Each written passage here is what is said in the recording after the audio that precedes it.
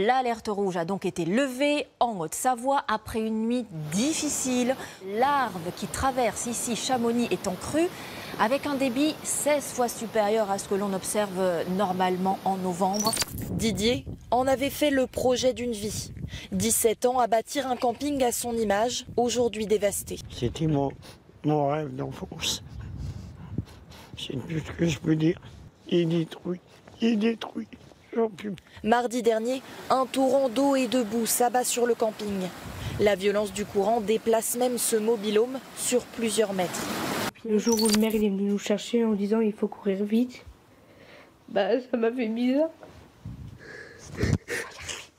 L'Etna, en Sicile, crache à nouveau de la lave et des cendres depuis hier après-midi.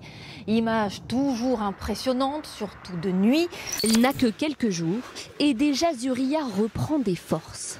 Comme tout girafon, elle a commencé sa vie par une chute de 2 mètres à sa naissance, et ce en pleine semaine de tempête. Elle n'arrivait pas à se mettre debout et elle était complètement ce qu'on dit en position grenouille, écartelée, avec les pattes écartées. L'équipe de vétérinaires et soigneurs s'est donc mobilisée. Ils lui installent cette petite cordelette entre les 2 pattes arrière pour l'aider à se déplacer et surtout manger. Les jeunes adolescents, c'est vrai qu'on a des lettres où ils vont dire « Wesh Père Noël » ou « Lol ». C'est peu dire que ces lettres ont beaucoup évolué avec le temps. Un sac. Un sac, et puis après C'est tout. L'iPhone. Le Père Noël, il a dit que non. Et l'iPhone, pas avant 20 ans. Non, nous ne sommes pas dans un parc d'attractions, mais bien dans un musée. Aux commandes, Hugo, 21 ans, bénévole déjà depuis 6 ans. L'univers du voyage, c'est quand même quelque chose qui se partage à petite ou à grande vitesse. Et surtout, sans un bénévole pour le conduire, les visiteurs ne pourraient pas jouir de ce train miniature. En pleine tempête, elles ont parcouru près de 200 mètres dans l'eau pour être mises à l'abri. Tout a commencé un matin lorsque le marais a débordé sans crier gare. Les vaches de Brendali se retrouvent isolées sur une butte transformée en île sans nourriture. Sur les 200 premiers mètres, l'eau est trop profonde et les vaches doivent nager. Tandis que l'éleveuse les appelle, les kayakistes s'efforcent de les guider. Un déluge de boue qui déferle dans les rues du village, un flot d'une force impressionnante qui va s'écouler à 10 reprises dans la nuit de mardi à mercredi. Les pluies torrentielles de ces dernières semaines ont fait glisser 4000 mètres cubes de boue et de roches. Là, on est face à la maison la plus proche du littoral. Comme vous voyez, il reste à peu près 4 mètres de sable, de dunes. Avec un vent d'ouest, ça pourrait être fatal. Fatal, comme il y a 8 ans, avec cette maison voisine. Le logement inhabité a fini par s'effondrer.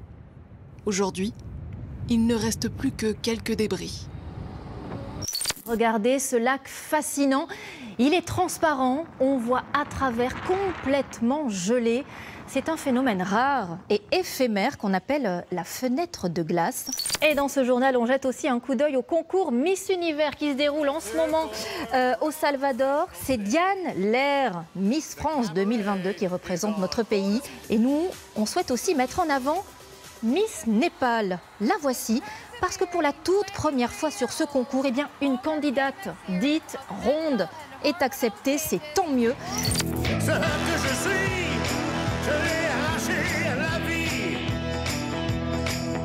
Ce que je le suis d'un cri. T'as entendu une nouvelle chanson, c'est... On dirait qu'il est toujours là, quoi.